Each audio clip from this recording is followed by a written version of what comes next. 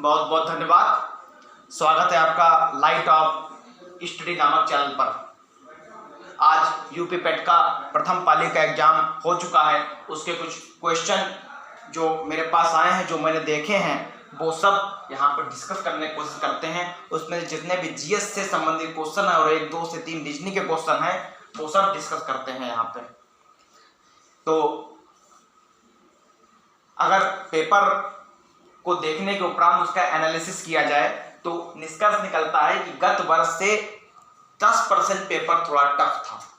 10% graph वाले जो question आए थे वो तो सेम टू सेम थे, लेकिन अगर बाकी जीएस के क्वेश्चन जहां तक देखे हैं, जहां तक समझे हैं, तो मुझे लग रहा है कि 10% पेपर गत वर्ष के कंपैरिजन में अधिक टफ था। केवल 10%, ज्यादा नहीं।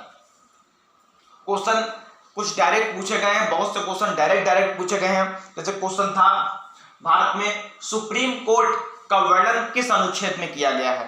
क्वेश्चन ये इंपॉर्टेंट भी है, सुप्रीम कोर्ट का वर्णन किस अनुच्छेद में किया गया है। मैंने कन्नौज स्थित महिंद्रा एकेडमी में जब करंट पढ़ाई थी कुछ दिनों, तो मैंने इसमें वर्णन भी किया था इसका। जब सुप्रीम कोर्ट की स्थापना लिखवाई थी 28 जनवरी 1950 को हुई थी, तो मैंने इसका अनुच्छेद लिखाया था कि सुप्रीम कोर्ट का वर्णन अनुच्छेद 124 में किया गया। सुप्रीम कोर्ट का वर्णन किसमें किया गया है? अनुच्छेद 124 में। सुप्रीम कोर्ट का वर्णन किसमें किया गया? अनुच्छेद 124 में। जो क्वेश्चन आया था, क्योंकि हमें मालूम होना चाहिए कि परतंत्र भारत में, मैं स्वतंत्र भारत की बात नहीं कर रहा हूं, परतंत्र भारत में जब भारत आजाद नहीं हुआ था, उस समय सबसे पहले सुप्रीम कोर्ट 1774 ईस्वी में बंगाल के तत्कालीन गवर्नर जनरल वारेन हेस्टिंग जो था, उसके घोषणा के उपरांत बना था। तो भारत में सबसे पहले सुप्रीम कोर्ट कब बना? 1773 ईस्वी का रेगुलेटिंग एक्ट आया था। उसके उपरांत 1774 ईस्वी में भारत में सबसे पहले सुप्रीम कोर्ट बना था। सुप्रीम कोर्ट बना था, कहां बना था? कलकत्ता में। लेकिन यह बात हो रही है जब भारत आजाद नहीं हुआ था, उस समय गवर्नर जनरल कौन था? Warren Hasting. अब बात करते हैं कि सुप्रीम कोर्ट की स्थापना स्वतंत्र भारत में कब हुई थी। स्वतंत्र भारत में सुप्रीम कोर्ट कब बना था? वो बना था 28 जनवरी 1950। लेकिन यहां जो क्वेश्चन आया था आज, वो सुप्रीम कोर्ट किस अनुच्छेद में है? 124 में। अब क्वेश्चन आज ये आया, तो क्वेश्चन इस शिफ्ट में जो 3 से 5 होने वाली, या कल पूछ सकते हैं कि हाई कोर्ट का जिक्र किस अनुच्छेद में किया गया है। हाई कोर्ट का जिक्र किस अनुच्छेद में किया गया है? तो अनुच्छेद 214 में। हाई कोर्ट का जिक्र किस अनुच्छेद में किया गया है? ऑप्शन 214, 215, 216, 217, 214 में हमें डायरेक्ट टिक करना है। हाई कोर्ट, याद रखिए, हाई कोर्ट का वर्णन किस अनुच्छेद में किया गया है? अनुच्छेद 214 में। अनुच्छेद 214 में, याद रखिए। लेकिन आज जो क्वेश्चन आया है 10 से 12 की शिफ्ट में पेट में, वो आया सुप्रीम कोर्ट का जिक्र अनुच्छेद किस अनुच्छेद में किया गया है? 124 में। हाई कोर्ट का 214 में। 214 में हाई कोर्ट है। फिर एक क्वेश्चन ये भी था कि माउंट एवरेस्ट किन 2 देशों के सीमा में स्थित है। ये बहुत इंपॉर्टेंट क्वेश्चन है और थोड़ा कंफ्यूजन भरा भी क्वेश्चन था। जिन्होंने तैयारी 1 से या 6 से 7 महीने करना स्टार्ट किए, उनके लिए कंफ्यूजन होना एक स्वाभाविक था कि माउंट एवरेस्ट जो है, एवरेस्ट किन 2 देशों की सीमाओं के में स्थित है। तो इसमें ऑप्शन था नेपाल तिब्बत, नेपाल भूटान, नेपाल भारत, ऐसे कुछ ऑप्शन था। तो इसका सटीक आंसर था नेपाल और तिब्बत। इसका वैसे ऑप्शन चीन भी हो सकता था, लेकिन चूंकि मालूम है चीन ने तिब्बत पे एक टाइप से पूरा कब्जा, लगभग 70 से 80% भाग तिब्बत का कब्जा कर रखा है चीन ने। भारत चाइना का जो वार हुआ था 1962 में, उसमें भी एक कारण था होना दलाई लामा। जब तिब्बत में 1959 में चीन ने अटैक किया तो दलाई लामा ने भारत में आके शरण ली थी, मालूम होगा। वो फिलहाल डिस्कस ना करते हैं। क्वेश्चन था माउंट एवरेस्ट किन 2 देशों की सीमाओं में स्थित है? माउंट एवरेस्ट, तो याद रखिए इसका ऑप्शन है नेपाल और तिब्बत। नेपाल और तिब्बत में माउंट एवरेस्ट भारत में माउंट एवरेस्ट बोला जाता है। नेपाल में नेपाल में माउंट एवरेस्ट का नाम क्या है? सागरमाथा। और चीन और तिब्बत में इसका नाम है चोमोलुंगम। थोड़ा अजीब नाम है, मैं लिख देता हूं। माउंट एवरेस्ट को तिब्बत और चीन में क्या बोलते हैं? चोमोलुंगम। चोमोलुंगम। और हाल ही में माउंट एवरेस्ट से संबंधित पिछली बार भी क्वेश्चन पूछा गया था, मैं फिर रिपीट कर रहा हूं, एवरेस्ट पे सबसे पहले चढ़ाई किस वर्ष की गई? 1953 ईस्वी में, 1953 ईस्वी में। और चढ़ाई किसने की थी? याद रखिए, न्यूजीलैंड के एडमंड हिलेरी और जापान के तेंजिंग नोर्गे, नेपाल के तेंजिंग नोर्गे और न्यूजीलैंड के एडमंड हिलेरी ने 1953 ईस्वी में सबसे पहले माउंट एवरेस्ट पर चढ़ाई की है, याद रखिए। और भारत में माउंट एवरेस्ट पर चढ़ने वाली पहली महिला कौन है? तो याद रखिए, यह भी क्वेश्चन इंपॉर्टेंट है, भारत में ये सब क्वेश्चन हम लोग को पढ़ना है। बछेंद्री पाल भारत में माउंट एवरेस्ट पर चढ़ाई करने वाली, शायद ये अपने जन्मदिन वाले दिन ही 25 मई को ही ये चढ़ी थी फाइनली, जहां तक मैंने पढ़ा है। तो याद रखिए, माउंट एवरेस्ट चढ़ने वाली पहली भारतीय महिला कौन है? बछेंद्री पाल, याद रखिए। ये क्वेश्चन है, क्वेश्चन क्या आया था कि माउंट एवरेस्ट किन दो देशों की सीमाओं में स्थित है? तो आंसर था इसका नेपाल और तिब्बत। एक क्वेश्चन और करंट का क्वेश्चन आ सकता है, ये भी क्वेश्चन पूछा जा सकता है आज या कल की शिफ्ट में, जो 3 से 5 पेपर होने वाला है आज। तो क्वेश्चन ये भी पूछा जाता है कि हाल ही में माउंट एवरेस्ट की जो है दोबारा से जो ऊंचाई और लंबाई मापी गई है, वो नेपाल ने किसके सहयोग से मापी? पहले भारत ने पहल की थी, लेकिन नेपाल ने भारत का प्रस्ताव ठुकरा दिया। नेपाल और चीन ने मिलकर माउंट एवरेस्ट की दोबारा से ऊंचाई लंबाई मापी है। तो वैसे देखा जाए 8,848 मीटर इसकी ऊंचाई थी, लेकिन अभी जो दोबारा अभी पिछले वर्ष ही मेरे हिसाब से 8 से 9 महीने पहले जो दोबारा इसकी माप की गई, मेजर किया गया है, उसमें ये बढ़ के 8,848.86 मीटर हो गई है। माउंट एवरेस्ट की नई ऊंचाई जो एग्जाम में अभी अपडेट नहीं हुआ है, आगे अपडेट होके 8,848 तो है ही, अब 0.86 मतलब 86 सेंटीमीटर ये बढ़ चुका है माउंट एवरेस्ट। किसकी मदद से नेपाल ने किया था? क्योंकि नेपाल में स्थित है इसका अधिकतम भाग, नेपाल ने चीन की मदद से। और ये नेपाल और तिब्बत के या चीन के बॉर्डर में स्थित है। क्वेश्चन जो आया था आज, क्वेश्चन आपका ये भी था कि जो है क्वेश्चन थोड़ा और मतलब तमाम क्वेश्चन था कि बौद्ध संगीति, प्रथम बौद्ध संगीति किसके शासनकाल में हुई? प्रथम बौद्ध संगीति किसने करवाई या किसके शासनकाल में हुई? लेकिन क्वेश्चन था प्रथम बौद्ध संगीति कहां पर हुई थी? प्रथम बौद्ध संगीति कहां पर हुई थी? क्वेश्चन था प्रथम बौद्ध संगीति कहां हुई थी? ये हुई थी राजगृह। कहां हुई थी? राजगृह। डायरेक्ट ऑप्शन 4 ऑप्शन दिए थे, प्रथम बौद्ध संगीति कहां पर आयोजित हुई थी? इसका आंसर था राजगृह। किसने करवाई थी? क्वेश्चन अब ये भी पूछ सकते किसने करवाई थी? तो अजातशत्रु। उस समय मगध, क्योंकि राजगृह बिहार, मगध और राजगृह बिहार में स्थित थे उस समय, मालूम है। तो प्रथम बौद्ध संगीति कहां पर हुई थी? याद रखिए, प्रथम बौद्ध संगीति कहां पर हुई थी? राजगृह। प्रथम बौद्ध संगीति कहां हुई थी? राजगृह। ये तो क्वेश्चन हो गया। किसने करवाई थी? अजातशत्रु ने।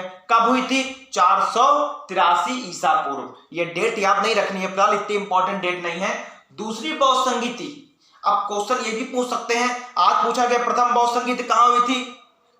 राजगृह, ठीक है। अब दूसरी बौद्ध संगीति कहां? 4 बौद्ध संगीति हुई थी भारतीय इतिहास में, 4 बौद्ध संगीति का जिक्र मिलता है। पहली बौद्ध संगीति जो क्वेश्चन पूछा गया राजगृह, दूसरी बौद्ध संगीति कहां हुई थी? वैशाली में। दूसरी बौद्ध संगीति कहां हुई थी? क्वेश्चन पूछा जा सकता है कि दूसरी बौद्ध संगीति कहां हुई थी? वैशाली में। किसने करवाई थी?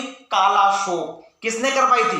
कालाशोक। प्रथम बौद्ध संगीति राजगृह, किसने करवाई? अजातशत्रु। दूसरी बौद्ध संगीति कहां हुई थी? वैशाली में, किसने करवाई थी? ये कालाशोक ने।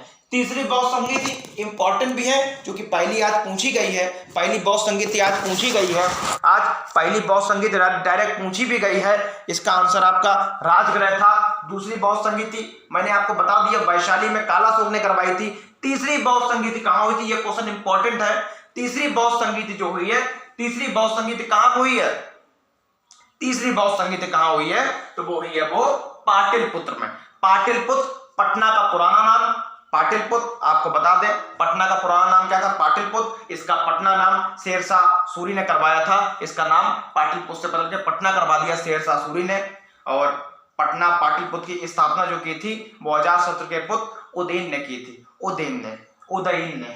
तो क्वेश्चन उसके बाद तीसरी बहुत संगीति कहां हुई थी? पाटलिपुत्र। किसने करवाई थी? अशोक ने, जो कि अशोक चंद्रगुप्त मौर्य के जो ग्रैंड सन थे।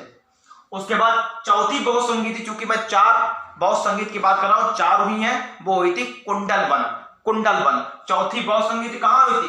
कुंडल वन। किसने करवाई थी? कनिष्क ने। चौथी तो पहली बहुत संगीति कहां हुई? राजगृह में, जो क्वेश्चन आज आया था। दूसरी बहुत संगीति कहां हुई? वैशाली में। तीसरी बहुत संगीति कहां हुई? पाटलिपुत्र में। और चौथी बहुत संगीति हुई है कुंडल वन में। कुंडल वन, याद रखिए, कुंडल वन। तो ये क्वेश्चन बहुत संगीत समेत हो गया। क्वेश्चन आपका आप पूछ सकते हैं कि ये भी क्वेश्चन थोड़ा ध्यान से समझ लीजिए। क्वेश्चन आपसे जो और आपसे पूछा गया कि जो है प्रदूषण के लिए कौन सी गैस उत्तरदायी है। क्वेश्चन था डायरेक्ट, प्रदूषण के लिए कौन सी गैस उत्तरदायी है? तो ग्रीन हाउस गैस। उसमें ऑप्शन ऑक्सीजन भी था, लेकिन ऑक्सीजन तो प्रदूषण बढ़ाने में उत्तरदायी है ही नहीं, जैसा कि हम लोग जानते भी हैं। तो ग्रीन हाउस गैस, प्रदूषण के लिए कौन सी गैस उत्तरदायी है? डायरेक्ट ऑप्शन में ऑक्सीजन भी था, ग्रीन हाउस गैस भी था, तो हमें ग्रीन हाउस गैस पर टिक करना था। ग्रीन हाउस गैस प्रदूषण के लिए या पर्यावरण को गर्म करने के लिए उत्तरदायी है। पर्यावरण को गर्म करने के लिए कौन सी गैस उत्तरदायी है? Green house gas. और सबसे ज्यादा ग्रीन हाउस गैस कौन सी है? ग्रीन हाउस गैस सबसे ज्यादा कौन सी है? Carbon dioxide. आज से 15 से 20 साल पहले जलवाष्प भी थी, लेकिन वर्तमान में देखा जाए कार्बन डाइऑक्साइड बहुत तेजी से समस्त देशों में बढ़ रही है। चीन सबसे ज्यादा कार्बन डाई उत्सर्जन, अगर क्वेश्चन आ जाए सबसे ज्यादा कार्बन डाई उत्सर्जक कौन सा देश है? तो चीन। याद रखिए, भारत इसमें चौथे नंबर पे है। चीन, अमेरिका, तीसरा देश कोई और है, उसके चौथे नंबर भारत है। तो सबसे ज्यादा कार्बन डाइऑक्साइड कौन उत्सर्जित करता है पूरे वर्ल्ड में? चीन। तो क्वेश्चन क्या था? निम्नलिखित में से कौन सी गैस पर्यावरण को गर्म करने में उत्तरदायी है? तो ग्रीन हाउस गैस उसका डायरेक्ट आंसर था। सबसे खतरनाक ग्रीन हाउस गैस कौन सी है? Carbon dioxide. वैसे देखा जाए कार्बन डाइऑक्साइड, जलवाष्प, क्लोरोफ्लोरोकार्बन जो कि एसी और फ्रिज से निकलती हैं, और आपकी मेथेन, ये सारी ग्रीन हाउस गैस हैं। ये सारी ग्रीन हाउस गैस हैं, लेकिन सबसे खतरनाक ग्रीन हाउस गैस जो हमारे पर्यावरण के मालिक है वो कार्बन डाइऑक्साइड। तो क्वेश्चन में आंसर क्या था? Green house gas. जिसने टिक किया होगा उसका आंसर बिल्कुल सही होगा। ग्रीन हाउस गैस जिसने टिक किया होगा उसका आंसर बिल्कुल सही होगा। क्वेश्चन उसके बाद ये भी पूछा गया था, जो मैंने आपको बताया भी था शायद, ये मैंने डायरेक्ट महिंद्रा एकेडमी के ग्रुप में भेजा था, मैं यहाँ पे भी डिस्कस कर रहा हूँ कि भारत का पहला राज्य कौन सा है जहां पे सभी घरों में जल पहुंच गया है? गोवा। ये आज क्वेश्चन भी आया है पेपर, आप देख सकते हैं कि अपडेट शायद हो जाएगा, शाम तक पेपर आ भी जाएगा, तो आप देख सकते हैं कि पहला राज्य जहां पे हर घर जल पहुंच गया है, गोवा। ये क्वेश्चन डायरेक्ट पूछा गया है कि भारत का पहला राज्य जहां पे प्रत्येक घर में जल पहुंच चुका है, उसका आंसर था गोवा। 4 ऑप्शन थे, हमें गोवा में टिक करना था। गोवा याद रखिए, गोवा भारत में सबसे छोटा राज्य है। छोटा राज्य मतलब जमीन एरिया के हिसाब से मैं बता रहा हूं, सबसे छोटा राज्य भारत में कौन? तो गोवा। और अगर जनसंख्या के हिसाब से सबसे छोटा राज्य पूछा जाए तो सिक्किम। तो गोवा। और अगर पूछा जाए कि कौन सा केंद्र शासित प्रदेश ऐसा बना है जहां पे, केंद्र शासित प्रदेश का नाम ले रहा हूं मैं, केंद्र शासित प्रदेश का नाम ले रहा हूं, तो वो है पांडुचेरी या पुडुचेरी। पहला राज्य कौन बना जहां हर घर में जल पहुंचा है, जो आज पूछा गया वो है गोवा। और अगर क्वेश्चन पूछा जाए किस केंद्र शासित प्रदेश में हर घर में जल पहुंच गया है, तो वो है पुडुचेरी। ठीक है ये। और क्वेश्चन आपसे ये भी पूछा गया है, जो मैंने पेपर देखा था उसमें जो क्वेश्चन था वो आपका जो है, हाँ, किस देश ने ताइवान की सीमा के पास सबसे बड़ा युद्धाभ्यास किया था अब तक का? किस देश ने? ये चूंकि आप बताने की कोई जरूरत नहीं है, लेकिन अमेरिका, चीन में इसमें कुछ कंफ्यूजन हो सकती है। तो किस देश ने ताइवान के निकट, क्योंकि अभी जब व्हाइट हाउस की प्रवक्ता नैन्सी पेलोसी जब ताइवान गई थी तो चाइना को यह बात बड़ी खटकी। उसे लगा कि भविष्य में कभी मैंने अगर ताइवान पे अटैक किया, क्योंकि चीन हमेशा से ताइवान हुआ, हांगकांग हुआ और तिब्बत हुआ, इन सब पे को अपना देश में मिलाना चाहता है, इन सब पे अपना अधिकार बताता रहा है, पूरा पूरा ताइवान मेरा है, पूरा तिब्बत मेरा है, पूरा हांगकांग मेरा है। तो ये सब काफी डिस्प्यूट रहता है चीन और ताइवान में, तो काफी रहता है। तो इसका आंसर है चीन। जो क्वेश्चन आया था किस देश ने ताइवान सीमा के निकट सबसे बड़ा युद्धाभ्यास अब तक का किया है, तो उसका आंसर डायरेक्ट आपका था चीन। तो उसका आंसर डायरेक्ट आपका क्या था? चीन। उसका आंसर डायरेक्ट आपका क्या था? चीन। याद रखिए। उसके बाद एक क्वेश्चन ये भी था, तारों का रंग किस पर निर्भर करता है? तारों का रंग किस पर निर्भर करता है? तारों, जो तारे हैं उनका जो रंग होता है, कोई लाल तारा होता है, कोई नीला तारा होता है, कुछ सफेद हमें दिखते हैं, कुछ पीले दिखते हैं। तो बहुत इजी क्वेश्चन था, केवल थोड़ा माइंड लगाना था। तारों का रंग किस पर निर्भर करता है? उसमें 4 ऑप्शन थे, तो इसके तापमान पर सीधा है। इसके तापमान पर एक आपको बता दें, जब किसी तारे का अंत होने वाला होता है तब उसका वजन जो होता है वो सूर्य के वजन से 10 गुना ज्यादा हो जाता है। जब किसी तारे का अंत होने वाला होता है, ये ह्यूमन बीइंग में भी होता है, जब कोई एक्सपायर होता है, तो उसका वेट बढ़ जाता है, कुछ 2 से 3 किलो बढ़ जाता है, ऐसा माना जाता है। तो याद रखिए क्वेश्चन जो है वो आपका है, तारों का जो रंग होता है किस पर निर्भर करता है? इसके तापमान पर। तापमान में ही डायरेक्ट हम लोग को टिक करना था, तापमान पर ही डायरेक्ट हम लोग को टिक करना था, याद रखिए। उसके बाद क्वेश्चन था, मौलिक अधिकार भारत में कौन लागू कर सकता है? बहुत बढ़िया क्वेश्चन है, बहुत बढ़िया। ये भी संविधान से क्वेश्चन डायरेक्ट पूछा गया। इसमें संसद और सुप्रीम कोर्ट में काफी डाउट लोगों को रहा होगा। मौलिक अधिकार भारत में कौन लागू कर सकता है? मौलिक अधिकार भारत में कौन लागू कर सकता है? मौलिक अधिकार संबंधी क्वेश्चन है। मौलिक अधिकार जो है भारत में कौन लागू कर सकता है? Supreme court. अभी क्वेश्चन ये भी पूछा गया था आज, सुप्रीम कोर्ट किस अनुच्छेद में है? 124। सुप्रीम कोर्ट मौलिक अधिकार लागू कर सकता है। आपको बता दें अनुच्छेद 32 और 34 में इसका जिक्र भी किया गया। अगर आप पढ़ेंगे भारतीय संविधान अनुच्छेद 32-34 तो इसमें लिखा भी है। तो याद रखिए, डायरेक्ट क्वेश्चन पूछा गया, अनुच्छेद तो पूछा नहीं गया है, लेकिन एक क्वेश्चन यह बन सकता है, भीमराव अंबेडकर ने किस अनुच्छेद को संविधान की आत्मा बोला है? भीमराव अंबेडकर ने किस अनुच्छेद को संविधान की आत्मा बोला है? अनुच्छेद 32 को। अनुच्छेद 32 को भीमराव अंबेडकर ने संविधान की आत्मा बोला है। किसने बोला? किसने अनुच्छेद 32 को संविधान की आत्मा बोला? तो भीमराव अंबेडकर जी। क्वेश्चन ये भी आ सकता है, उद्देश्य प्रस्ताव, संविधान में उद्देश्य प्रस्ताव किसने लागू किया था? जवाहरलाल नेहरू ने। उद्देश्य प्रस्ताव अगर आ जाए तो भीमराव अंबेडकर नहीं, जवाहरलाल नेहरू ने। संविधान में उद्देश्य प्रस्ताव किसने घोषणा की थी, लागू किया था? अगर आ जाए उद्देश्य प्रस्ताव की जिक्र किसने किया था? जवाहरलाल नेहरू ने। लेकिन आज का क्वेश्चन आया है कि मौलिक अधिकार कौन लागू कर सकता है या कौन प्रवर्तन कर सकता है? इसका आंसर आएगा सुप्रीम कोर्ट, क्योंकि अनुच्छेद 32 में इसका जिक्र भी किया गया है। अनुच्छेद 32 में इसका जिक्र भी किया गया है, याद रखिए।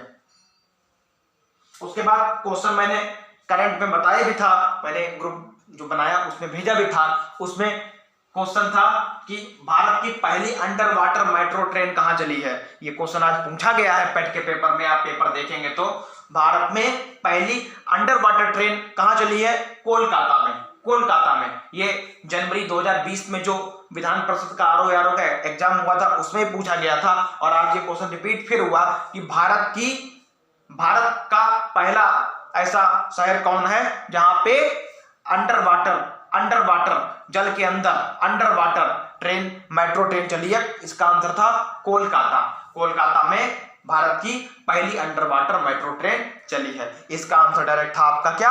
कोलकाता। इसका आंसर आपका क्या था? कोलकाता। ये सब क्वेश्चन है।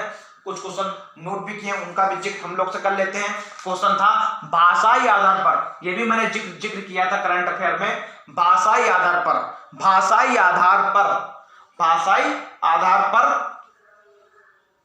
पहला राज्य कौन बना भारत में? भाषाई आधार पर भारत में पहला राज्य कौन बना था? आंध्र प्रदेश। कब बना था? 1953 ईस्वी में। भाषाई आधार पर भारत का पहला राज्य कौन बना था? आंध्र प्रदेश।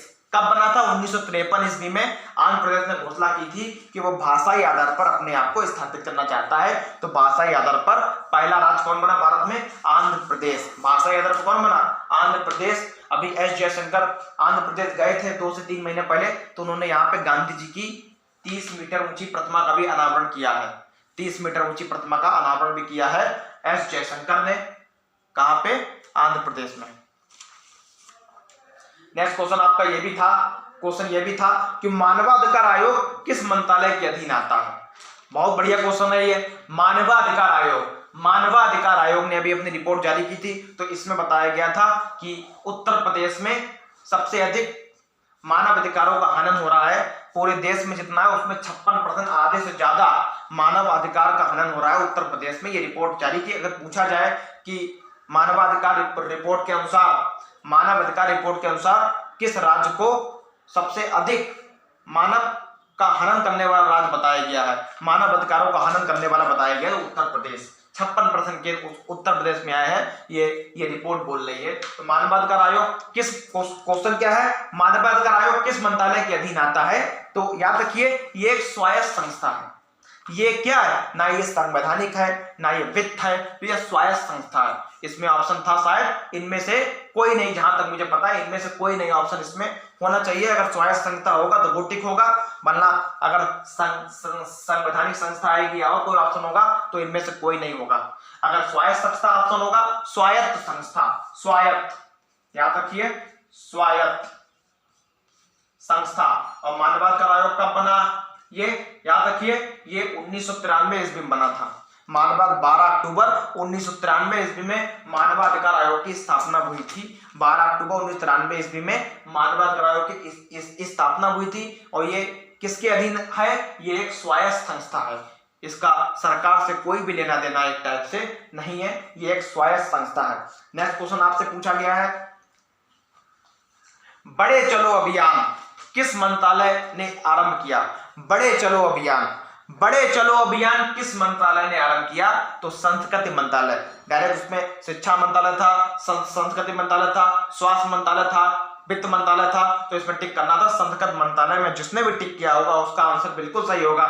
बड़े चलो अभियान, बड़े चलो अभियान किसने, किस मंत्रालय ने शुरू किया? संस्कृति मंत्रालय। क्वेश्चन पूछा जा सकता है स्कूल चलो अभियान किसने? स्कूल चलो अभियान, स्कूल चलो अभियान शिक्षा मंत्रालय तो है ही, लेकिन ये यूपी में कहां से आरंभ हुआ? श्रावस्ती से। श्रावस्ती से स्कूल चलो अभियान शुरू हुआ। श्रावस्ती वही है जहां गौतम बुद्ध ने 21 साल अपने जीवन के बिताए हैं। श्रावस्ती वही जिला है जहां गौतम बुद्ध ने अपने 21 साल बिताए हैं। यहीं से आरंभ हुआ था क्या? स्कूल चलो अभियान। उत्तर प्रदेश के किस जिले से आरंभ हुआ? श्रावस्ती। इसमें हमें टिक करना है। ये करंट अफेयर क्वेश्चन पूछा जा सकता है, लेकिन आज जो क्वेश्चन पूछा गया है, बड़े चलो अभियान किसने आरंभ किया? संस्कृति मंत्रालय ने। भाषाई आधार पर बताई दिया है।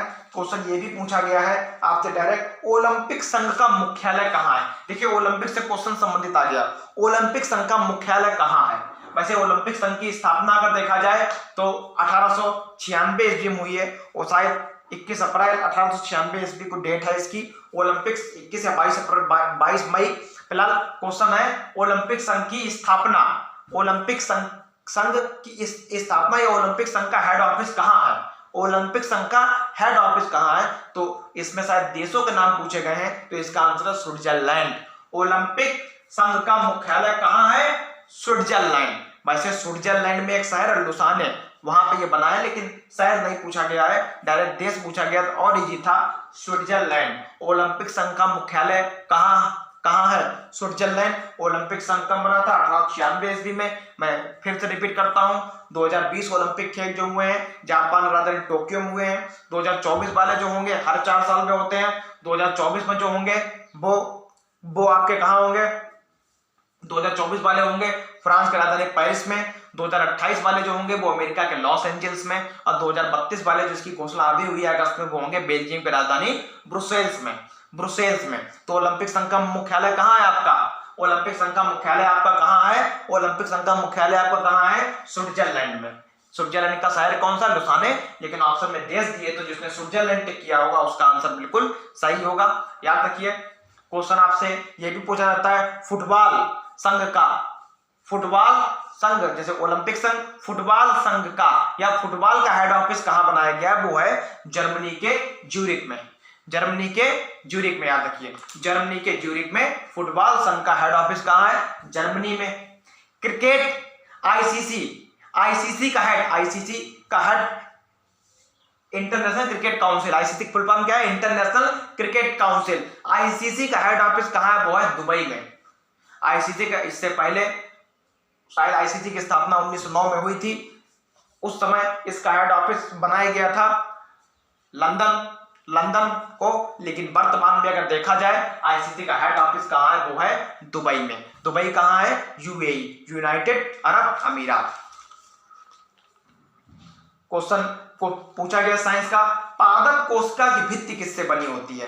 पादप कोशिका की भित्ति किससे बनी होती है? तो इसका आंसर था सेलुलोज। सेलुलोज क्या होता है आपको बताएं, थोड़ा बता दें। सेलुलोज एक प्रोटीन होता है। सेलुलोज क्या होता है? पादप कोशिका की भित्ति किसी, पादप मतलब पेड़, और पेड़ पौधों में सेलुलोज पाया जाता है, और वही सेलुलोज जानवरों में पाया जाता है। जो शाकाहारी जितने भी हार्बोरस होते हैं, शाकाहारी, ये घास को पचा लेते हैं। हम घास को नहीं पचा पाते हैं क्योंकि हमारी बॉडी में सेलुलोज नामक प्रोटीन नहीं पाया जाता है। उनकी बॉडी में सेलुलोज नामक प्रोटीन पाया जाता है, और पादप कोशिका की भित्ति सेलुलोज की बनी भी होती है पेड़ों की। तभी जितने भी शाकाहारी हार्बोर जितने हैं वो घास फूस को हजम कर लेते हैं। हम हजम नहीं कर पाते क्योंकि हमारे बॉडी में सेलुलोज नामक प्रोटीन नहीं होती है। क्वेश्चन था पादप कोशिका की भित्ति किससे बनी होती है? सेलुलोज। सेलुलोज डायरेक्ट क्वेश्चन था, ये थोड़ा जिसने नहीं पढ़ा होगा उसके लिए थोड़ा टफ था। पादप कोशिका सेलुलोज, याद रखिए सेलुलोज। अब देखिए क्वेश्चन आ गया, डायरेक्ट क्वेश्चन आया था आकाशा एयर, ये भी मैंने करंट में क्वेश्चन लिखाया था, अगर किसी ने नोट किया उस समय। आकाशा एयर, आकाशा एयर की शुरुआत भारत में कहां से की गई? आकाशा एयर की शुरुआत भारत में कहां से की गई? तो इसका आंसर डायरेक्ट था मुंबई से अहमदाबाद। आकाशा एयर की शुरुआत कहां से की गई भारत में? किन दो शहरों से की गई? तो मुंबई से अहमदाबाद। याद रखिए आकाशा एयर की शुरुआत कहां से की गई? मुंबई से अहमदाबाद। मुंबई से अहमदाबाद, ये भी क्वेश्चन आज पूछा गया था, तो मुंबई से अहमदाबाद जिसने टिक किया होगा उसका क्वेश्चन सही होगा। अब क्वेश्चन एक रीजनिंग का था, वो भी देख लेते हैं। रीजनिंग का क्वेश्चन एक था कि निम्नलिखित में से कौन सा जोड़ा गलत है?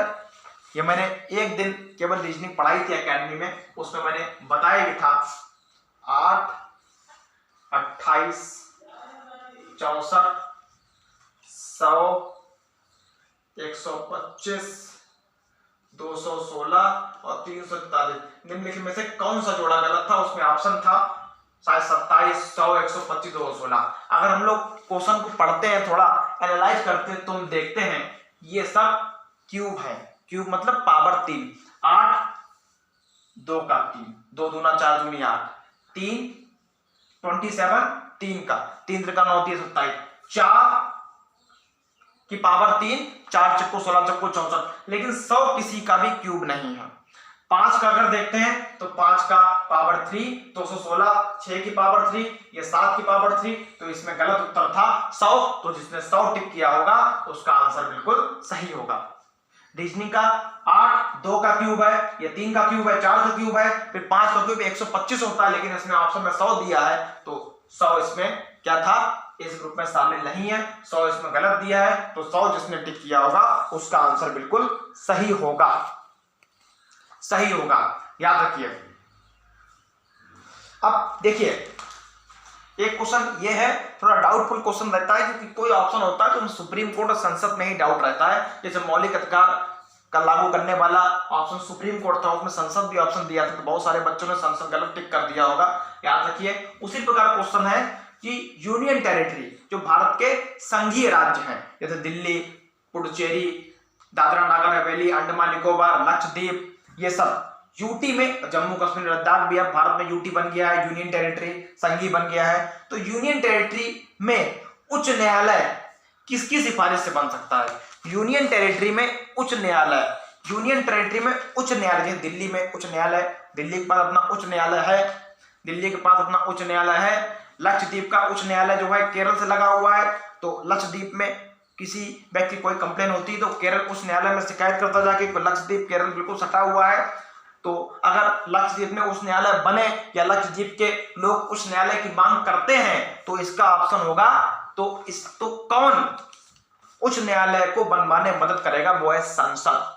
तो संघीय राज्य जो भारत के हैं, यूनियन टेरिटरी जो भारत में है, उसमें उच्च न्यायालय किसकी सिफारिश से बनाया जा सकता है? संसद, भारतीय संसद। याद रखिए इसका आंसर क्या होगा? भारतीय संसद। तो उच्च न्यायालय में सॉरी यूटी में उच्च न्यायालय किसके सिफारिश से बनेगा? संसद। ये क्वेश्चन आज पूछा गया, जिसने संसद टिक किया होगा वो सही है, जिसने संसद टिक किया होगा वो सही है। अगर देखा जाए भारतीय संविधान में तो अनुच्छेद 79 में संसद का जिक्र है। ये क्वेश्चन पूछा जा सकता है, तभी मैं आपको बता रहा हूं। अगर भारतीय संविधान में पूछा जाए कि संसद किस अनुच्छेद में है तो 79 में, अगर पूछा जाए राज्यसभा किस अनुच्छेद में है तो बताएंगे 80 में, और अगर पूछा जाए लोकसभा किस अनुच्छेद में है तो बताएंगे अनुच्छेद 81 में।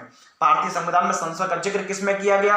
अनुच्छेद 79 में। राज्यसभा का जिक्र अनुच्छेद 80 में और लोकसभा का जिक्र अनुच्छेद 81 में किया गया। ये आज का क्वेश्चन था, क्योंकि सुप्रीम कोर्ट किस अनुच्छेद में जो क्वेश्चन पूछा भी गया है तो इससे संबंधित क्वेश्चन आपसे डायरेक्ट पूछे जा सकते हैं। क्वेश्चन ये था कि निम्नलिखित में से कौन वनस्पति रेशा नहीं है? निम्नलिखित में से कौन वनस्पति रेशा नहीं है जो पेड़ों से प्राप्त नहीं होता है? इसका आंसर डायरेक्ट था नायलॉन, बताने की जरूरत नहीं है। ऑप्शन में जूट था, कॉटन था, तमाम ऑप्शन थे, फ्लेक्स भी था, शायद ऑप्शन में था, तो इसका डायरेक्ट टिक करना था हम लोग को। क्या? नायलॉन। नायलॉन वनस्पति रेशा नहीं है, ये मैन मेड है, यह आदमियों के द्वारा बनाया जाता है, ह्यूमन बीइंग इसे क्रिएट करता है। तो निम्नलिखित में से कौन वनस्पति रेशा नहीं था? 4 ऑप्शन थे, रेशम, जूट, उसके नायलॉन, फ्लेक्स। तो इसमें डायरेक्ट टिक करना था हम लोग को नायलॉन, जिसने टिक किया होगा। नायलॉन वनस्पति रेशा नहीं है। नायलॉन आपने सुना भी होगा, नायलॉन डायरेक्ट कौन बनाता है? Human being.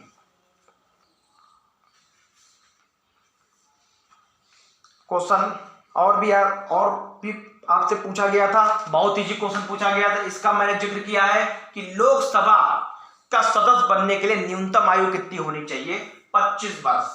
लोकसभा सदस्य बनने की न्यूनतम आयु कितनी होनी चाहिए? 25 वर्ष।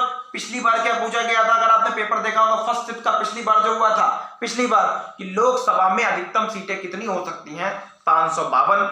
उस समय 552 थी, वर्तमान में 550 सीटें हैं, क्योंकि 552 में 2 जो एंग्लो इंडियन होते थे, जिनका संबंध कभी ना कभी यूनाइटेड किंगडम से, इंग्लैंड से रहा था, वो भी 2 नॉमिनेट किए जाते थे। लेकिन अब ये 25 जनवरी शायद 2020 शायद 2021 को ये प्रस्ताव आया था कि एंग्लो इंडियन अब हमारे संविधान में शामिल नहीं किए जाए, एंग्लो इंडियन। तो याद रखिए, क्वेश्चन जो आया था, लोकसभा का सदस्य बनने की न्यूनतम कितनी उम्र होनी चाहिए?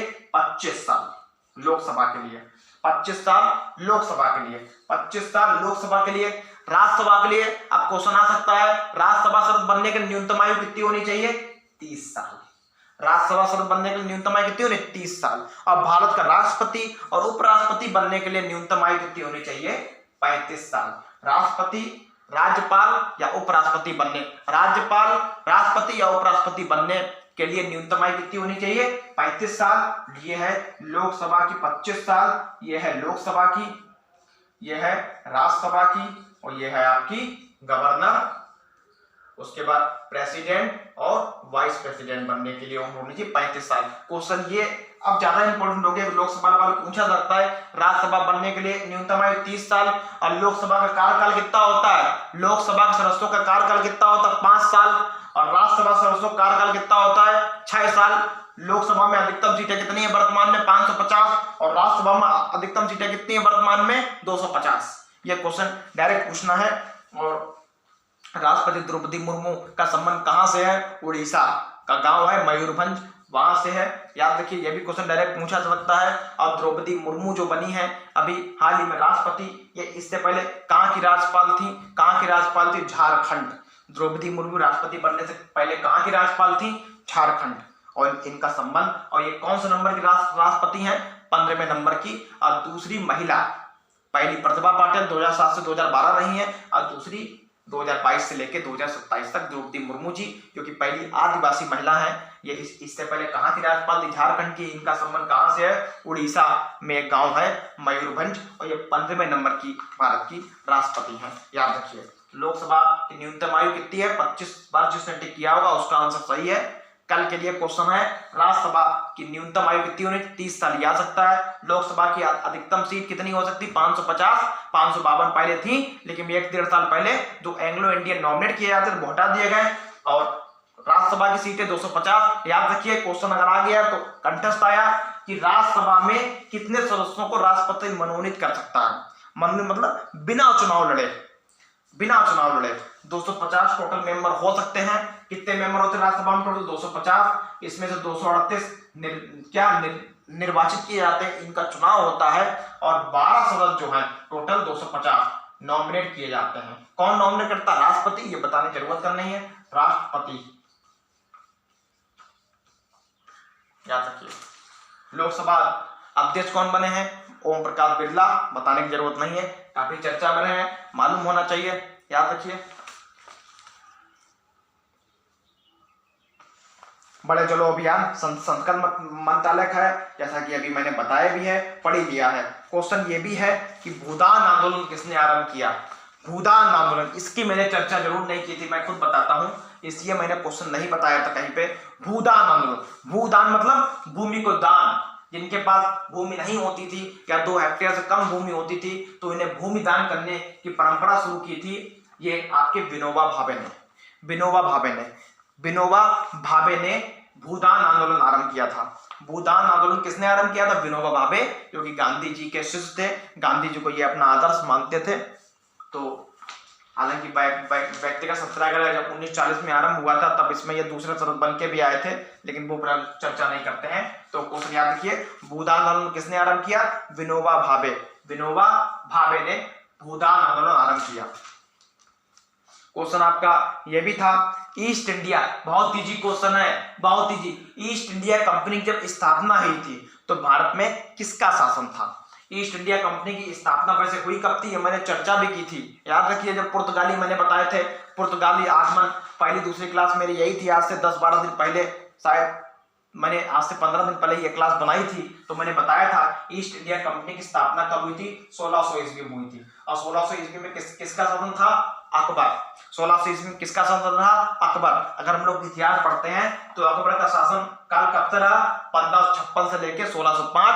बात हो रही 1600 की, तो उसमें ऑप्शन अकबर ना होते हुए मुगल सम्राट, 4 ऑप्शन थे शायद। मुगल सम्राट था, सुंग वंश था, मौर्य वंश था, और एक कोई ऑप्शन और था। तो हमें मुगल सम्राट पे टिक करना था, क्योंकि उस समय अकबर था, अकबर का संबंध मुगल वंश से रहा है। तो ईस्ट इंडिया कंपनी जब स्थापना हुई थी तब उसमें किसका शासन था? मुगल सम्राट का।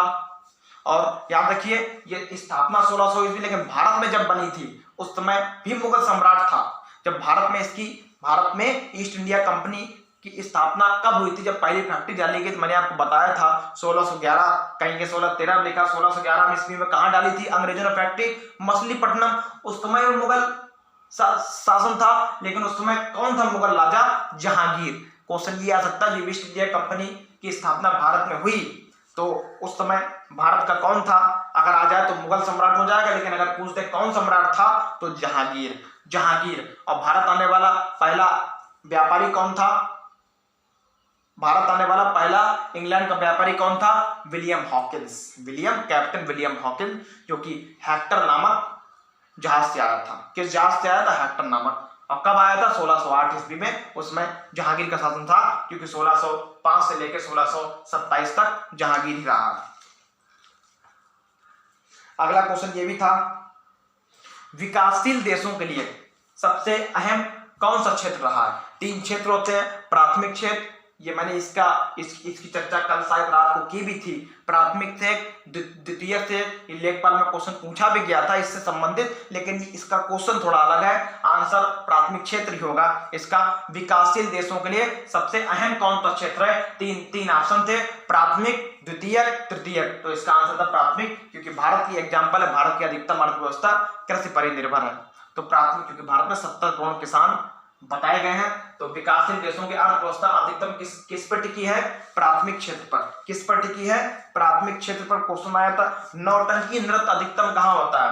नौटंकी नृत्य कहां होता है? उत्तर प्रदेश में। नौटंकी नृत्य कहां होता है? उत्तर प्रदेश में। नौटंकी नृत्य कहां होता है? उत्तर प्रदेश में। क्वेश्चन ये भी आ सकता है, कथक का संबंध किससे है? कथक का संबंध उत्तर प्रदेश से है। और कथकली अगर आ जाए तो इसमें टिक करना है कर्नाटक। किस में टिक करना? कथकली अगर आ जाए तो टिक करना है केरल, और कथक अगर आ जाए तो हमें टिक करना है यूपी। कथक यूपी। कथक नृत्य किसका है? यूपी। और कथकली कहां का नृत्य है? केरल का। और केरल का एक और त्योहार है ओणम, बहुत जनवरी में मनाया जाता है। ओणम किस राज्य का नृत्य, किस राज्य का त्योहार है, किस राज्य का पर्व है, इसमें भी टिक करना है हम लोग केरल।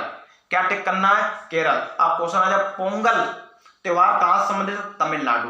तमिलनाडु का है पोंगल, केरल का है कथकली और ओणम। और क्वेश्चन जो आया है नौटंकी कहां का नृत्य है, इसमें टिक करना यूपी। नौटंकी यूपी का नृत्य है, एक है नौटंकी और एक बहुत फेमस है कथक, इन दोनों में यूपी। और कथकली आपका है केरल का। क्वेश्चन ये भी आया बिहार का शोक किस नदी कहते हैं? बिहार का शोक किस नदी कहते हैं? बिहार का शोक किस नदी कहते हैं? कोसी नदी। कोसी नदी, ये भी मैंने क्वेश्चन करवाया था। बिहार का शोक किस नदी कहते हैं? कोसी नदी। बिहार का शोक किसे बोलते हैं? कोसी नदी कहते हैं। जब कोसी नदी बाढ़ आती है तो जितने भी आसपास के क्षेत्र होते हैं उसमें पानी भर जाता है, बहुत सारे लोग खाने को पीने को उस समय काफी तरस जाते हैं। तो उस समय जब बिहार में जब इसमें बाढ़ आती है तो जनजीवन काफी प्रभावित होता है। तो बिहार का शोक किसे बोलते? कोसी नदी। याद का क्वेश्चन है, जिसने कोसी नदी टिक किया होगा वो सही होगा। क्वेश्चन कल पूछा जा सकता है, या बताओ शाम की शिफ्ट में पूछा जाए कि बंगाल का शोक किसे बोलते हैं? दामोदर नदी। बंगाल का शोक किस नदी बोलते हैं? दामोदर नदी। बंगाल का शोक दामोदर नदी। विश्व की सबसे बड़ी नदी कौन सी है? नील नदी, बताने की जरूरत नहीं है, अफ्रीका में बहती है। विश्व की सबसे बड़ी नदी कौन सी है? नील नदी। और क्षेत्रफल के हिसाब से सबसे बड़ी नदी कौन सी है विश्व की? क्षेत्रफल, विश्व की सबसे बड़ी नदी तो नील नदी है जो कि अफ्रीका में बहती है, लेकिन क्षेत्रफल के हिसाब से अगर पूछा जाए सबसे बड़ी नदी कौन सी है, वो है अमेजन, जो कि दक्षिण अमेरिका में बहती है। अमेजन नदी क्षेत्रफल के हिसाब से। तो ये कुछ क्वेश्चन है जो मैंने डिस्कस कर दिए हैं, तो याद रखिए ये सब आपको पढ़ने हैं। अब थोड़ा और डिस्कस कर लेते हैं कि अभी बौद्ध संगीति पूछी गई है, 4 बौद्ध संगीति पूछी गई है। आज पूछी गई थी पहली बौद्ध संगीति कहाँ हुई थी? इसका आंसर था राजगृह, राजगीर या राजगृह ऑप्शन था इसका। मैंने चारों आपको बता दिए हैं। क्वेश्चन ऐसे पूछा जाता है जैन, ध्यान दीजिए, जैन संगीति 2 हुई हैं। इतिहास हम लोग पढ़ते हैं, बौद्ध संगीति 4 हुई हैं। पहली आज पूछी भी गई थी कहाँ हुई थी? राजगीर में, राजगृह या राजगीर। अगर आ जाए प्रथम जैन संगीति कहाँ हुई है? प्रथम जैन संगीति कहाँ हुई है? तो इसका आंसर था पाटलिपुत्र। प्रथम जैन संगीति कहाँ हुई है? पाटलिपुत्र। और उस समय यहाँ का राजा कौन था? 312 ईसा पूर्व में यह हुई थी। 312 ईसा पूर्व में याद रखिए। ये फिलहाल कहा जाता है चंद्रगुप्त मौर्य ने करवाई थी। चंद्रगुप्त मौर्य ने ये प्रथम बौद्ध संगीति करवाई थी। प्रथम जैन संगीति किसने करवाई थी? प्रथम जैन संगीति कहाँ हुई थी? बौद्ध की पूछी गई, हो सकता है आज या कल जैन की पूछ दें। प्रथम जैन संगीति कहाँ हुई थी? प्रथम जैन संगीत का स्थान ज्यादा इंपॉर्टेंट है, पाटलिपुत्र। कब हुई थी? 312 में। ये डेट ना याद करते हुए स्थान हम लोग याद कर लेते हैं। कितनी हुई थी? 312 में। कहाँ हुई थी? पाटलिपुत्र में। द्वितीय कहाँ हुई थी? द्वितीय बौद्ध संगीत कहाँ हुई थी? तो वो हुई थी गुजरात के वल्लभी में। याद रखिए बौद्ध संगीत 4 हुई है, जैन संगीत 2 हुई है। आज क्वेश्चन पूछा गया था कि प्रथम बौद्ध संगीत कहाँ हुई थी, उसका आंसर राजगीर था। दूसरी बौद्ध संगीत कहाँ हुई थी? वैशाली में। तीसरी बौद्ध संगीत कहाँ हुई थी? पाटलिपुत्र में। और चौथी बौद्ध संगीत कहाँ हुई थी? कुंडलबंध में। ये सारे क्वेश्चन इंपॉर्टेंट है। और प्रथम जैन समिति कहाँ हुई थी? महावीर स्वामी। जैन समिति कहाँ हुई थी? 312 में, पाटलिपुत्र में।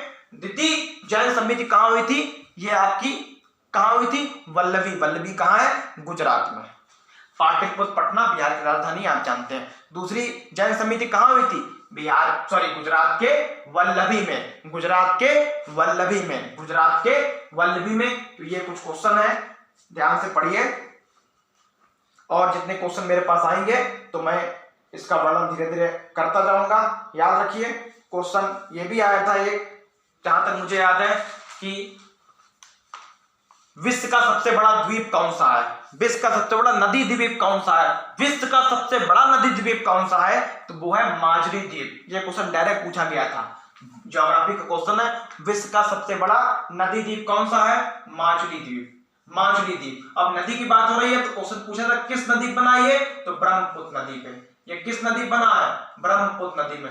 विश्व का सबसे बड़ा नदी द्वीप कौन सा है? माजुली विश्व का है, इसलिए ज्यादा इंपॉर्टेंट है। और असम कहाँ है? अपने यूपी में, अपने भारत में। बताना असम क्यों फेमस है? भारत में सबसे ज्यादा चाय कहाँ होती है? असम में। भारत में सबसे ज्यादा चाय किस राज्य में होती है? असम में। काफी सबसे ज्यादा कहाँ होती है? कर्नाटक में। उत्तर प्रदेश में क्या क्या सबसे ज्यादा होता है? गेहूं हो गया, गन्ना हो गया, चीनी हो गया, और ये सब आपका, और आलू हो गया, ये सब उत्तर प्रदेश इस फसल में नंबर 1 है, याद रखिए। तो याद रखिए विश्व का सबसे बड़ा नदी द्वीप कौन सा है? माजुली। कहाँ है? ब्रह्मपुत्र में। कहाँ है? ब्रह्मपुत्र। ब्रह्मपुत्र नदी बना है ये। कहाँ बना? ब्रह्मपुत्र नदी में। कहाँ बना है? असम में। असम में विश्व का सबसे बड़ा नदी द्वीप। ठीक है। क्वेश्चन ये भी पूछा गया, पावर्स ऑफ माइंड पुस्तक के लेखक कौन है? ये बड़ा टफ क्वेश्चन था ये।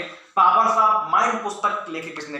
पावर्स ऑफ माइंड, दिमाग की शक्ति, दिमाग की शक्ति, दिमाग की शक्ति, इन्होंने आध्यात्म में बल दिया है। ये आपके है Swami Vivekananda ji. Powers of mind पुस्तक किसने लिखी है? 4 ऑप्शन थे। स्वामी विवेकानंद जी, कल मैंने आपको बताया था विवेकानंद नाम की उपाधि इन्हें किसने दी थी? महाराजा खेतड़ी ने। स्वामी विवेकानंद जी को सबसे पहले विवेकानंद किसने बोला था? महाराज खेतड़ी ने। क्वेश्चन लेखपाल पूछा गया था, सुभाष चंद्र बोस को देश रत्न की उपाधि किसने दी थी? देश रत्न की उपाधि सुभाष चंद्र बोस को देश रत्न बोल दिया जाए या लोक नायक बोल दिया जाए, तो ये दी थी महात्मा गांधी ने। तो रविन्द्रनाथ टैगोर ने सुभाष चंद्र बोस जी को देश रत्न या लोक नायक जो भी आ जाए तो उसकी उपाधि दी थी। किसने दी थी? रविन्द्रनाथ टैगोर को। टैगोर ने। सुभाष चंद्र बोस जी को नेताजी किसने बोला था? हिटलर ने। रविन्द्रनाथ टैगोर गुरुदेव किसने बोला था? गांधी जी ने। गांधी जी को सबसे पहले महात्मा किसने बोला था? रविन्द्रनाथ टैगोर ने। और गांधी जी को सबसे पहले राष्ट्रपिता किसने बोला था? सुभाष चंद्र बोस जी ने। गांधी जी को पॉलिटिकल चाइल्ड किसने बोला था? राजनीतिक बच्चा एनी बेसेंट जी ने। एनी बेसेंट जो कि भारतीय राष्ट्रीय कांग्रेस की पहली महिला अध्यक्ष बनी थी 1917 में कलकत्ता में। ये सब क्वेश्चन इंपॉर्टेंट है। गांधी जी को वन मैन बाउंड्री किसने बोला? लॉर्ड माउंटबेटन, जो कि स्वतंत्र भारत के पहला वायसराय था, स्वतंत्र भारत का। और स्वतंत्र भारत का पहला भारतीय वायसराय कौन था? सी राजगोपालाचारी। और गांधी जी को अर्धनंगा फकीर किसने बोला था? Winston Churchill. विंस्टन चर्चिल जो कि ब्रिटेन के प्रधानमंत्री बने थे, विंस्टन चर्चिल, इन्हें नोबेल पुरस्कार भी मिला था। गांधी जी को अर्धनंगा फकीर बोला था। और राजनीतिक बच्चा किसने बोला गांधी जी को? एनी बेसेंट ने। वन मैन बाउंड्री किसने बोला था गांधी जी को? लॉर्ड माउंटबेटन ने। और गांधी जी को महात्मा किसने बोला था? महात्मा किसने बोला था? चंपारण आंदोलन के बाद, जो कि भारत गांधी जी का सबसे पहला आंदोलन कौन सा था? चंपारण। 1917 ईस्वी में बिहार, 1915 साउथ अफ्रीका जब वापस आए थे तो उनका पहला आंदोलन था 1917 ईस्वी का चंपारण। 4 ऑप्शन होंगे, चंपारण, खेड़ा, अहमदाबाद। तो हमें चंपारण में टिक करना है। उसके उपरांत जब अंग्रेजों ने उनकी मांग मांगी, अंग्रेजों को उनके समझ झुकना पड़ा, तब रविन्द्रनाथ टैगोर ने इन्हें बोला था गांधी जी को महात्मा। और गांधी जी को राष्ट्रपिता किसने बोला? सुभाष चंद्र बोस। और रविन्द्रनाथ टैगोर गुरुदेव किसने बोला? गुरुदेव रविन्द्रनाथ टैगोर। गुरुदेव बोला है रविन्द्रनाथ टैगोर को, महात्मा गांधी जी ने। रविन्द्रनाथ टैगोर को पिछली बार क्वेश्चन पूछा भी गया था, रविन्द्रनाथ टैगोर को एशिया का पहला नोबेल पुरस्कार मिला था। भारत का तो मिला था, एशिया की नोबेल पुरस्कार शुरुआत कब से हुई थी? 1901 से। एशिया के पहले व्यक्ति कौन थे जिन्हें नोबेल पुरस्कार मिला था? रविन्द्रनाथ टैगोर को 1913 ईस्वी में नोबेल पुरस्कार मिला था। किस क्षेत्र में? साहित्य के क्षेत्र में, क्योंकि नोबेल पुरस्कार आपका साहित्य में भी दिया जाता है, अर्थशास्त्र में भी दिया जाता है, और आपका चिकित्सा क्षेत्र में भी दिया जाता है, भौतिकी के क्षेत्र में दिया जाता है, रसायन के क्षेत्र में दिया जाता है। और अगर क्वेश्चन आ जाए कि सबसे लास्ट में कौन सा क्षेत्र जोड़ा गया? अर्थशास्त्र। 1969 ईस्वी में नोबेल पुरस्कार अर्थशास्त्र में भी दिया जाने लगा। जब आरंभ हुआ था तब अर्थशास्त्र में नहीं दिया जाता था, अर्थशास्त्र में भी दिया जाने लगा 1969 ईस्वी से। तो ये कुछ क्वेश्चन है जो मैंने डिस्कस किए हैं, इन सबको ध्यान से एक बार पढ़ लीजिए। इससे संबंधित क्वेश्चन रिपीट ना होते हुए, हो सकता है इससे संबंधित क्वेश्चन 2 से 3 बार पूछ दिए। क्वेश्चन ये भी आया था, दिल्ली चलो का नारा किसने दिया? मुझे याद आ गया, दिल्ली चलो का नारा किसने दिया था? सुभाष चंद्र बोस ने। सुभाष चंद्र बोस ने दिल्ली चलो का नारा दिया था, और इन्होंने जय हिंद का नारा भी दिया था। जय हिंद का नारा किसने दिया? सुभाष चंद्र बोस ने। और आज क्वेश्चन पूछा गया, दिल्ली चलो का नारा किसने दिया? ये भी बोला था सुभाष चंद्र बोस जी ने। आजादी फौज की स्थापना भी सुभाष चंद्र बोस जी ने की थी। ये पिछली बार क्वेश्चन पूछा भी गया था फर्स्ट शिफ्ट में शायद। तो बहुत बहुत धन्यवाद वीडियो देखने के लिए। आशा यही करता हूं कि आगे जो भी एग्जाम होने वाला है पेट का, कल का, और जो आज 3 से 5 शायद हो रहा होगा, वो सब अच्छा हो। बहुत बहुत मंगल कामनाएं। वीडियो एक बार अवश्य देख लीजिए, करंट के भी 8 से 10 क्वेश्चन आए हैं। जैसे जैसे मेरे पास आते जाएंगे, जैसे जैसे पता होगा मैं डिस्कस जरूर करूंगा, कोशिश करूंगा। बहुत बहुत धन्यवाद। याद रखिए, पहली बौद्ध संगीति जो आज क्वेश्चन आया है कहाँ हुई है? राजगीर में। दूसरी कहाँ हुई थी? दूसरी कहाँ हुई थी? दूसरी बौद्ध संगीत कहाँ हुई थी? आपकी जो हुई थी वैशाली में। तीसरी बौद्ध संगीति आपकी कहाँ हुई थी? पाटलिपुत्र में। चौथी कुंडलवन। याद रखिए। बहुत बहुत धन्यवाद। विश्व का सबसे बड़ा द्वीप कौन सा है? माजुली। और ओलंपिक संघ का मुख्यालय जो पूछा गया है तो कहाँ था? कहाँ है? स्विट्जरलैंड में। अगर फुटबॉल का पूछ दे मुख्यालय कहाँ है? जर्मनी के ज्यूरिख में। जर्मनी के ज्यूरिख में। और क्रिकेट का मुख्यालय तो मालूम ही होगा अधिकतर, दुबई में। क्रिकेट वर्ल्ड कप 2023 कहाँ होगा? मैं फिर से रिपीट करता हूँ, भारत में T20 वर्ल्ड कप 2021 वाला कहाँ हुआ था? यूएई में, दुबई तरफ, यूएई में। और 2022 वाला अक्टूबर में जो होने वाला है वो होगा ऑस्ट्रेलिया के मेलबर्न में। और 2023 G20 मेजबानी भारत करेगा। G20 मेजबानी भारत करेगा। SCO संघाई सहयोग संगठन की मेजबानी में 2023 में भारत करेगा। इस बार की SCO की बैठक कहाँ हुई है? ये मैंने आपको बताया था, उज्बेकिस्तान के समरकंद में। बहुत बहुत धन्यवाद।